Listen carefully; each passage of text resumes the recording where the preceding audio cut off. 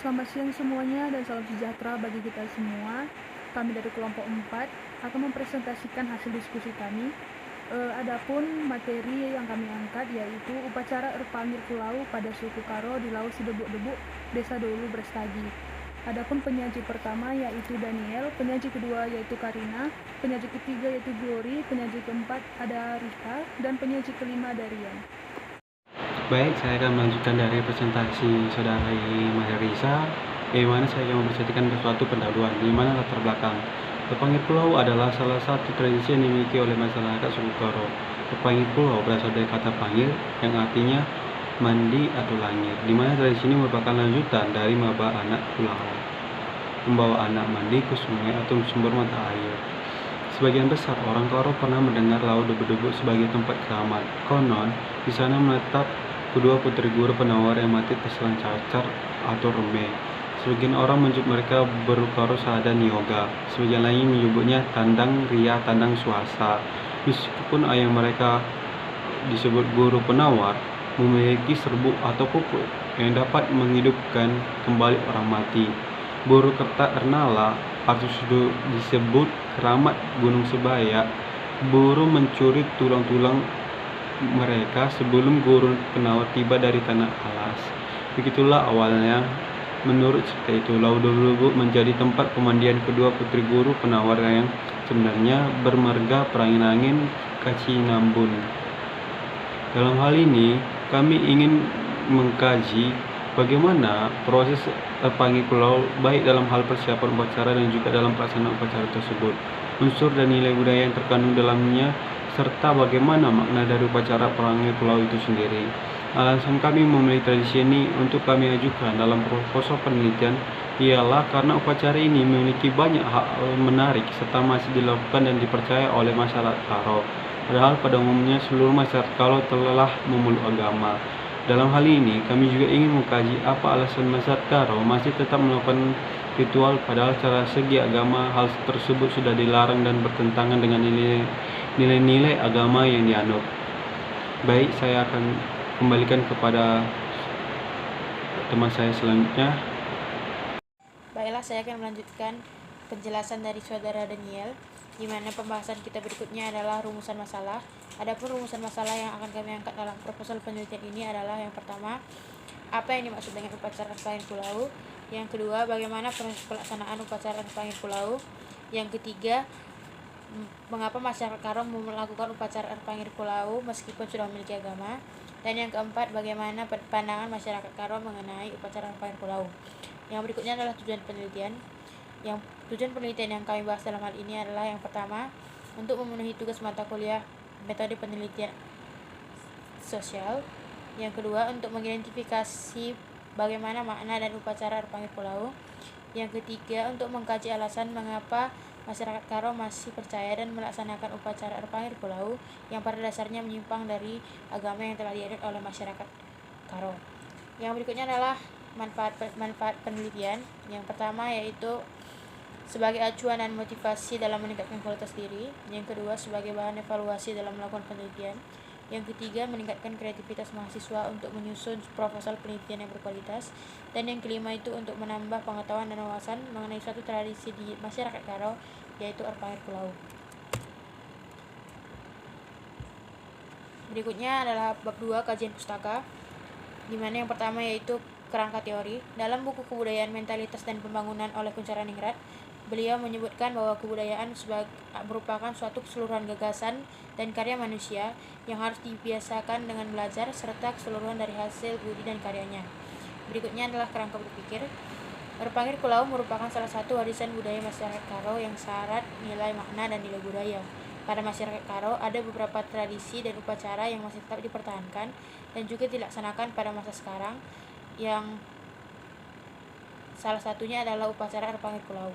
Upacara ini biasanya bertujuan untuk penyembuhan penyakit yang sulit untuk disembuhkan, termasuk penyakit yang dianggap muncul akibat sesuatu yang di luar nalar manusia, seperti penisen-nisen atau akibat ditegur makhluk halus, aji-aji, guna-guna, serta beberapa penyakit lain yang sulit disembuhkan dalam dunia medis. Berikutnya, selain untuk tujuan penyembuhan, air pangir kulau juga dilakukan untuk menolak bala dan juga untuk mendatangkan keselamatan bagi orang-orang yang melaksanakan upacara air pangir kulau. Upacara air pangir kulau merupakan suatu upacara yang dilakukan dengan cara berkomunikasi dengan mengembangkan hubungan baik dengan makhluk halus yang dalam hal ini adalah roh leluhur, penghuni alam gaib, dan sebagainya. Dalam ilmu pengetahuan, upacara ini berguna untuk mengembalikan jiwa yang lemah atau diganggu ke kondisi semula. Lokasi yang biasanya dipakai untuk melakukan upacara air pangir kulau adalah lokasi pemandian alam laut debu-debu. Lokasi ini dipercaya memiliki penghuni alam gaib yang mampu memantau penyembuhan penyakit. Selanjutnya di slide yang berikutnya yaitu terdapat kerangka teori.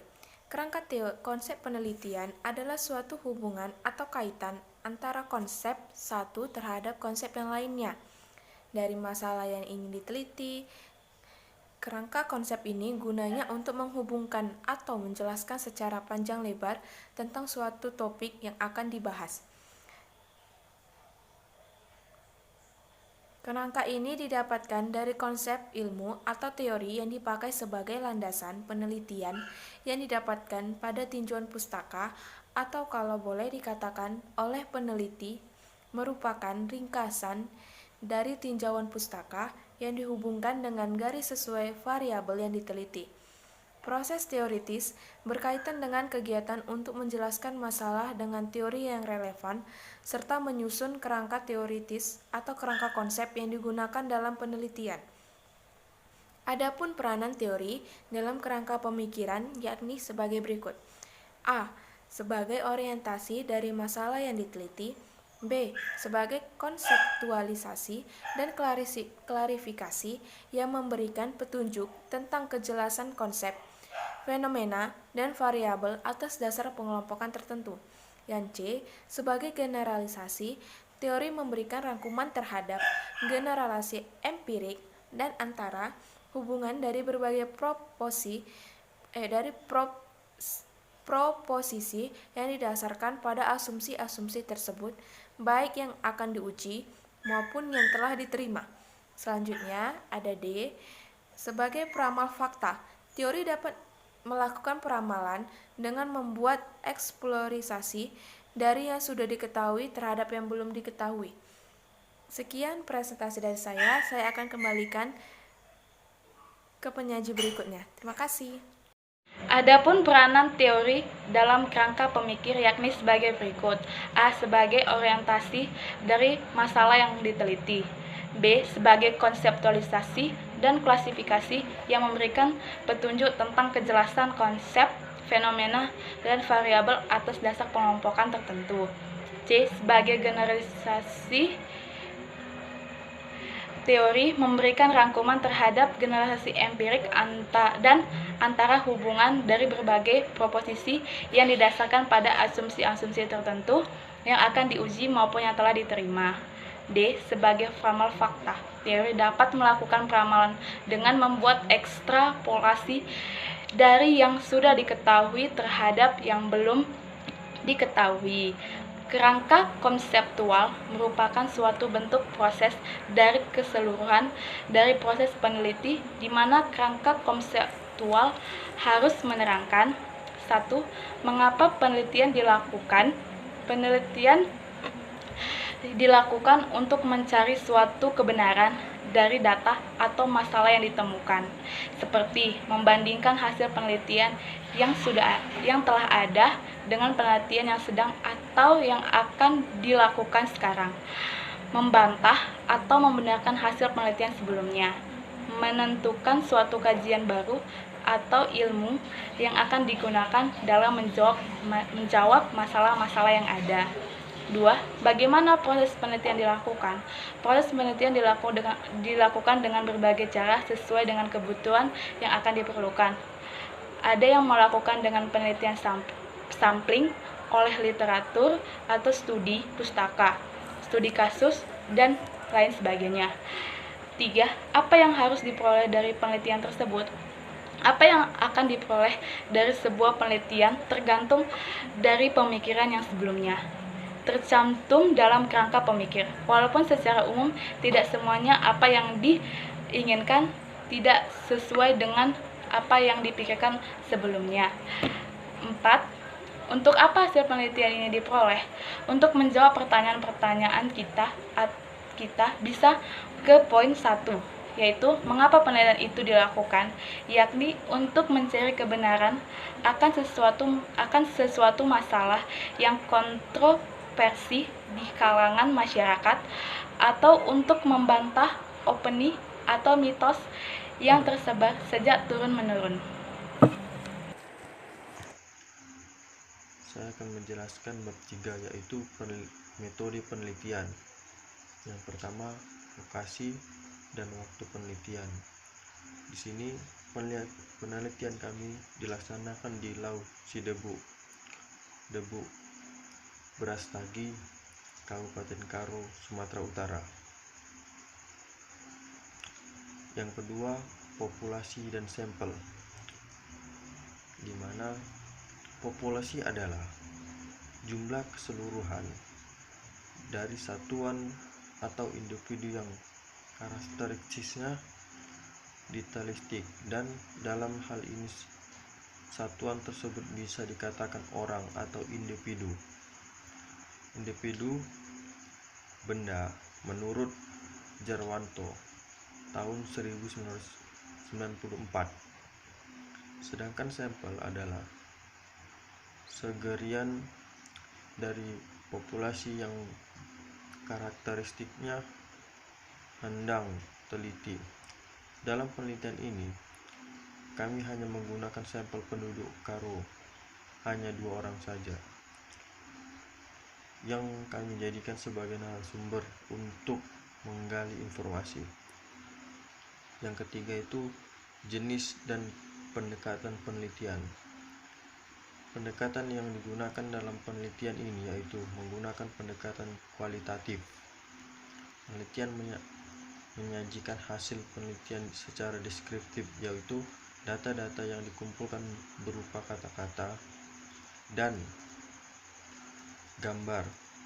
Data tersebut berasal dari naskah wawancara, catatan, dan foto. Penelitian bertujuan untuk mengembangkan pemahaman untuk masalah sosial seperti perjudian.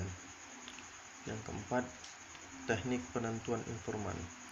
Dalam penelitian ini, peneliti menentukan informan dengan menggunakan teknik purposive. Purposive merupakan teknik pengambilan sumber data dengan menggunakan pertimbangan.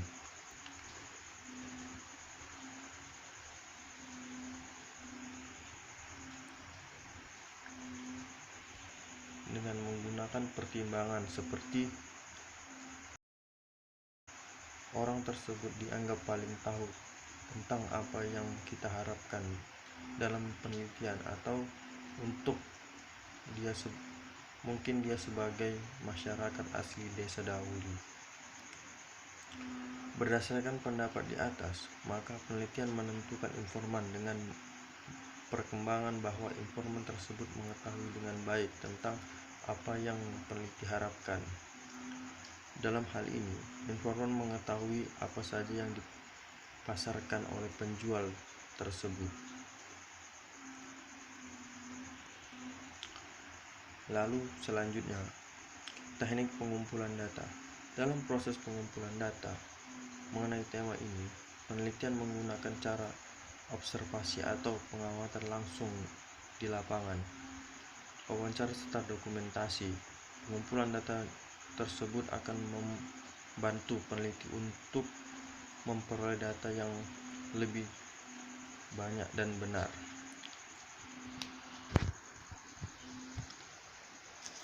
Dan selanjutnya itu observasi. Observasi adalah metode pengumpulan data yang digunakan untuk menghimpun data penelitian melalui pengamatan, di mana observasi atau penelitian benar-benar terlibat dalam pengambilan data tersebut. Lalu selanjutnya wawancara. Wawancara dalam penelitian ini dilakukan oleh penulis secara mendalam atau deep interview, sehingga data yang diperoleh penulis adalah data primer dan didapatkan langsung berasal dari informan.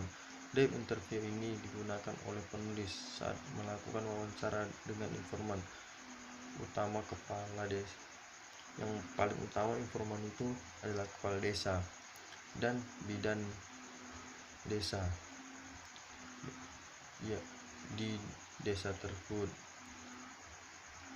Yang selanjutnya itu dokumentasi. Dokumentasi digunakan untuk memperkuat data seperti gambar, video, dan sebagainya untuk memperkuat. Dan penulis juga melakukan teknik dokumentasi, yakni dengan dokumentasi berupa data. Dan sudah saya katakan, dokumentasi ini untuk memperkuat data-data yang sudah ada sebelumnya. Terima kasih.